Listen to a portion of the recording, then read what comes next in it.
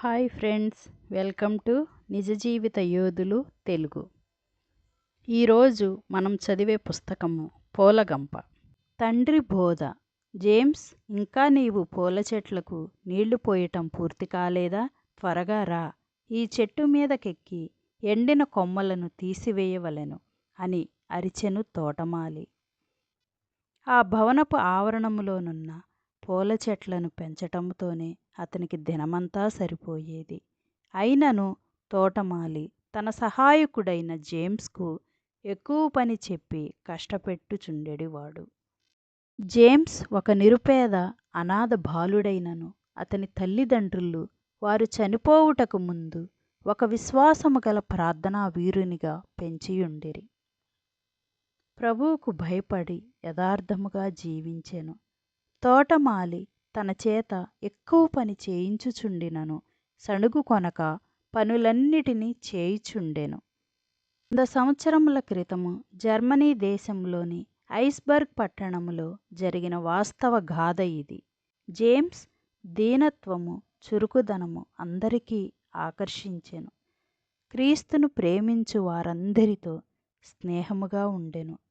James మంచి నడవడికను చూచిన ఆ తోట యజమాని తన భవనములోనికి పిలిచి తన పిల్లలతో కలిసి చదువుకొనుటకు జేమ్స్కు అవకాశం కలుగచేయించెను. యజమాని కుమారుడును జేమ్స్ను మంచి స్నేహితులు. చదువు పూర్తి అయిన తరువాత విదేశాలకు వెళ్ళుచుండిన యజమాని కుమారుడు జేమ్స్ను కూడా తనతో కూడా తీసుకుని వెళ్ళెను. ఎన్నడూ చూడని స్థలములు, వ్యత్యాసమైన ప్రజలు, క్రొత్త అలవాట్లు, విదేశీ ప్రయాణము వలన జేమ్స్ అనేక క్రొత్త విషయాలను తెలుసుకొనెను. యజమాని కుమారుణ్ణి శ్రద్ధగా చూచుకొనెను. స్వదేశమునకు చేరిన వెంటనే యజమాని జేమ్స్ను పిలిపించెను. జేమ్స్, నీవు ఉత్తముడవు, యథార్థవంతుడవు గనుక వియన్నాలో ఉన్న నా భవనమును చూచుకునే బాధ్యతను నీకప్పగించుచున్నాను అని చెప్పెను. జేమ్స్ ఆ బాధ్యతను తీసుకొనుటకు సంశయించెను. కారణము, యజమాని ఇంటివారు క్రీస్తును అంగీకరించిన వారు కారు. దేవుని ప్రేమను ఎరుగని వారింట నుండుటకు జేమ్స్ ఇష్టపడలేదు. అయ్యా, దయచేసి నన్ను క్షమించండి, ఇంత గొప్ప బాధ్యత నాకు వద్దు, ప్రస్తుతమున్న పనియే చాలును అని వినయముగా నిరాకరించెను. ఆ యజమాని కూడా బలవంతము చేయలేదు. తన ప్రేమకు గుర్తుగా ఆ పట్టణమునకు సమీపంలోనున్న ఒక ఇంటిని, తోటను జేమ్స్కు బహుకరించెను. ఇంటి చుట్టూనున్న పండ్ల తోట, కూరగాయల మొక్కలు జేమ్స్కు ఎంతో సంతోషమును కలిగించెను. జీవితంలో ఒక స్థితికి వచ్చిన జేమ్స్ వివాహము చేసుకొనెను. వారి వైవాహిక జీవితము సంతోషముగానే ఉండెను. గాని పుట్టిన పిల్లలందరూ ఒకరి తరువాత ఒకరు చనిపోవుచుండెను. అందువలన జేమ్స్ దంపతులు ఆవేదన చెందిరి. చివర పుట్టిన పాప పేరే మేరీ. అయ్యో పాపం! మేరీ పుట్టిన కొన్ని దినములకు ఆమె తల్లి చనిపోయెను. జేమ్స్ మేరీ ఎంతో ప్రేమతో కంటి పాప వలె పెంచెను. అదే సమయంలో అతి గారాబము చేయక క్రమశిక్షణలో పెంచెను. తన తల్లిదండ్రులు తనకు నేర్పించిన ప్రకారమే జేమ్స్ మేరీకి క్రీస్తును గూర్చి బోధించెను. మంచి అలవాట్లను నేర్పించెను. ప్రభువును విశ్వసించుటయు ప్రార్థించుటయు అత్యవసరమని నొక్కి చెప్పెను. మేరీకి 15 సంవత్సరముల వయసు వచ్చినప్పుడు కుటుంబ బాధ్యతలను తానే స్వీకరించెను. ఇల్లు చిన్నదైనను అందముగా పరిశుభ్రముగా ఉంచేది. రుచికరమైన భోజనములను తయారు చేసి తల్లివలె తన తండ్రిని కనిపెట్టి ఉండేది. ఇంటి పనులు పూర్తి అయిన తరువాత తోట పనులలో కూడా తండ్రికి సహాయపడుచుండేది. తోటలోనున్న అందమైన పువ్వులంటే మేరీకి ఎంతో ఇష్టము. అది గమనించిన తండ్రి అనేక రకముల పూల చెట్ల విత్తనములను తెచ్చి తోటలో విత్తెను. రంగురంగుల పువ్వులు తోటంతా విరబూయిచుండెను. మేరీ పూలను చూచి ఆశ్చర్యముతో నిలవబడినప్పుడు జేమ్స్ కుమార్తె యొద్దకు వచ్చెను. మేరీ, ఈ అందమైన పూలను చూచుచున్నావు కదా, వీటిని చూచినప్పుడెల్లా నీ కొరకు వీటిని సృష్టించిన మన ప్రభువుని నీకు జ్ఞాపకము రావలెను. ఇవి ఆయన కట్టడాలను నీకు తెలియచేయవలెను అని ప్రేమతో చెప్పేవాడు. తన తండ్రి మాటలను విన్నప్పుడు మేరీ ప్రభు ప్రేమను తలంచి సంతోషించేది. తండ్రి బోధకు తగినట్లుగా నడుచుకునేది. సూర్యుడు ఉదయించుటకు ముందే జేమ్స్ లేచేవాడు. బైబిల్ చదివి ప్రార్థించేవాడు. ప్రతి ఉదయము కనీసము అరగంట సమయమైనను ధ్యానములో గడపవలనని, ఉత్తమ క్రైస్తవుడుగా ఎదగవలనని మేరీతో చెప్పేవాడు. తరువాత తండ్రి కుమార్తెలు తోటలోనికి వెళ్ళేవారు. ఉదయకాల మంచు బిందువులలో సూర్యకాంతిని చూడటం మేరీకెంతో ఆనందంగా ఉండేది. దగ్గరలోనున్న ఎత్తైన కొండకు ఇద్దరూ కలిసి వెళ్ళేవారు. కొండ మీద నుండి చూచిన ఎడల పచ్చని పచ్చిక బయళ్లను, ఎర్రని ఇండ్లు అందముగా కనబడేవి.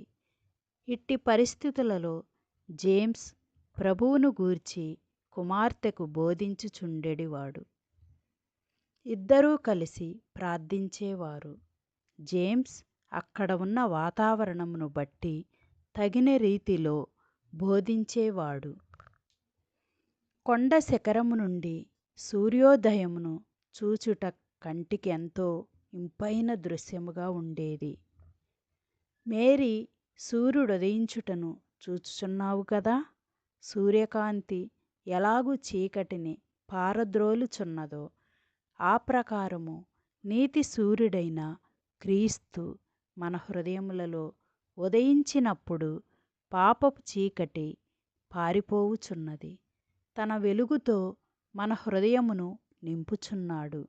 ఆయనే మనకు వెలుగు, జీవమై ఉన్నాడు అని జేమ్స్ చెప్పేవాడు. పచ్చని గడ్డి మీద పడియున్న మంచు బిందువులలో సూర్యకాంతి ప్రకాశించును.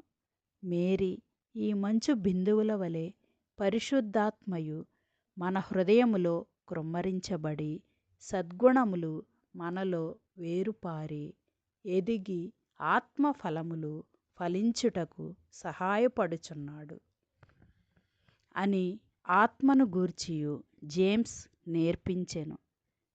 గూటిలో నుండి రెక్కలు చాపి ఎగురు పక్షులను చూపించి మనము కూడా ఆకాశ పక్షుల వలె తెల్లవారుజామున లేచి ప్రభువును స్తుతించవలెనని జేమ్స్ మేరీకి చెప్పేవాడు.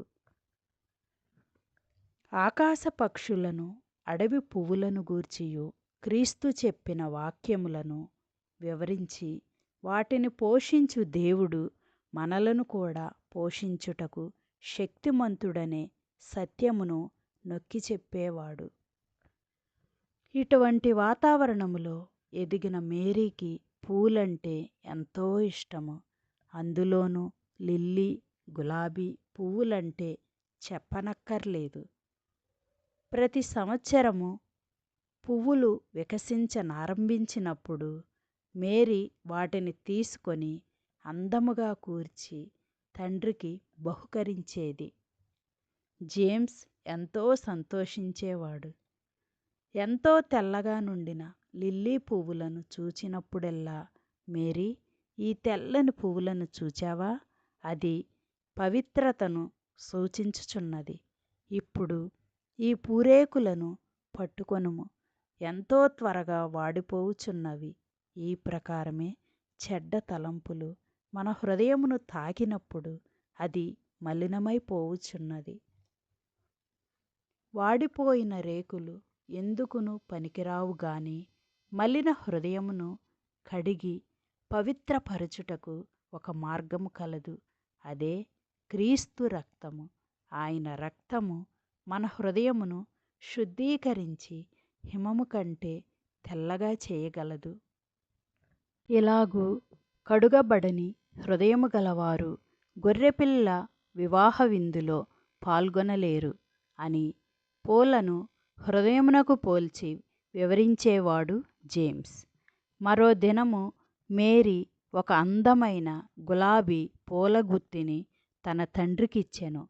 కొంతసేపు పూలగుత్తి యొక్క అందమును సువాసనను ఆస్వాదించిన జేమ్స్, మేరీ, ఈ ఎర్రని పువ్వు స్త్రీలకు ఉండవలసిన గుణాతిశయములను, ప్రేమ, అణుకువను చూపించుచున్నవని నేను తలంచుచున్నాను.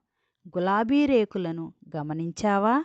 అవి వాడిపోయినను దాని రంగు సువాసన మారుటలేదు. నీ యవ్వన కాలపు సౌందర్యము ఒకరోజు క్షీణించిపోవును. అయినను హృదయ అంతరంగములోని అందమైన సద్గుణములు ఎల్లప్పుడూ నిలిచి ఉండవలెను. ప్రభువు వెలుపటి అందము కాదు, అంతరంగములోని అందమునే చూచుచున్నాడు అని వివరించెను. వారి తోటలో ఒక పొట్టిదైన పండ్ల చెట్లుండెను. మేరీ పుట్టిన అదే రోజు ఆ చెట్టు నాటబడెను గనుక దానిమీద ప్రత్యేకమైన శ్రద్ధ చూపుచుండిరి. ఆ చెట్టు కూడా అపరిమితముగా ఫలించుచుండెను. వసంతకాలములో ఆ చెట్టు విరబూసి కన్నులకింపుగా నుండెను. అయితే హఠాత్తుగా ఒకరోజు ఉదయమున తనకుండిన పూలన్నిటినీ రాల్చుకొని బోడిగా నుండెను. దాన్ని చూచిన మేరీ ఒక దినమెల్లా వెక్కి వెక్కి ఏడ్వసాగెను. జేమ్స్ మేరీని ప్రేమతో ఓదార్చెను.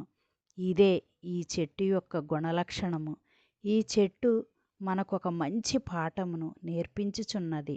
ప్రస్తుతము ఆత్మఫలములతో నిండియున్న నీవు ఒక దినము వాటినన్నిటినీ పోగొట్టుకొని బోడిగా నిలిచినచో నా హృదయము బ్రద్దలైపోవును కదా అని దుఃఖముతో జేమ్స్ పలికెను.